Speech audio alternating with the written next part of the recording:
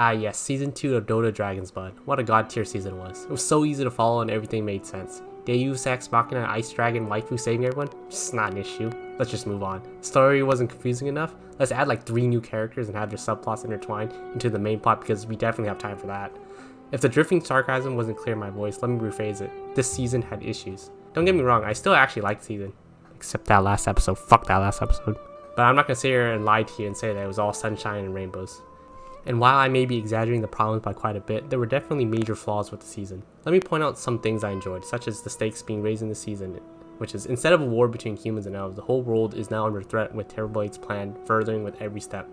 Davion and Mirana getting angsty, and the political personal turmoil of the protagonists crank up even higher. It also introduced more characters from Dota 2, which is just awesome for players like me to see. The 4 characters added were Orath the Winter Wyvern, Rylai the Crystal Maiden, Lina the Slayer, and Sand King. Orath, or Winter Wyvern as known in Dota 2, is an ice dragon who has separated from the rest of the dragons after being exposed to the Radiant. After being freed from the sort of collective conscience they have, Winter Wyvern has spent her time reading books, writing poetry, and other activities relating to the mind. She travels with Davion and his friends in human disguise for her own amusement, as well as to help protect and guide them. Rylai, the Crystal Maiden, is introduced next as a friend to Orath and Kaden. She is responsible, along with Winter Wyvern, for saving Davion, Bram, and Kaden from Terrorblade's dragon attack on Dragonhold. As the sister of Lina, she tells the traveling group to seek out Lina, who can help Davion in his quest. Lina is a fire mage from the Helio Imperium who is responsible for the protection of the city. She is directly involved in the political turmoil in the city that Mirana is forcibly taken back to after having escaped many years ago. In addition, Lina's fate is tied to Davion's through something beyond even their own understanding. Finally, we have Sand King, who is so involved in the plot. Oh wait, he just gets nuked by Lina and then is never seen again. He gets a cool cameo, I guess. Just as a quick side note, the pangolin seen in the show named Nico Hiranimo is not pangolin from Dota 2. They are just members of the same species with similar sounding voice. The pangolin in Dota 2 is named Dante Panlin. Why the fuck they added a random pangolin and not the Dota 2 one? Especially since in Dota 2 he does play a major role in Lina and Crystal Maiden's life. I have no idea. Anyways, back to the video. And for the characters we do know, they get their backstories revealed, such as how Mirana met Marcy and Lina's childhood struggles. It's momentary pauses from the main plot that adds depth to the characters that I really enjoy in these types of shows. It's a shame that there weren't more of these scenes because of the length of the show, or lack thereof, and that is where the issues arrive. Season 2 suffers from the same problems that Season 1 did, except it cranked those problems up to an astounding degree. The season takes place over massive distances and has issues conveying the amount of land covered. It definitely feels as if the character just teleport from place to place where the plot needs them to be.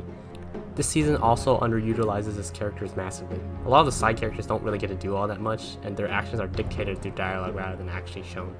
The sound design also takes really weird turns at certain points in the anime. Sometimes it's perfectly fine, and sometimes you get weird ass scenes such as this one. A lot of these sound design lack meatiness and oomph that you would expect from something like this Ballista. It's mostly fine, but it does make me scratch my head sometimes why they chose sounds like this. And finally we get to the pacing. The god-awful pacing really shows itself like those fucking ants every summer raiding your shit you have saw the entire family. Sorry, what was I saying? Oh yeah. The show and all its events happen way too quickly. Invoker needs all the souls of the Elworms, just have the Chaos One kill all of them and himself for a flimsy reason. Sure, fuck it, why not?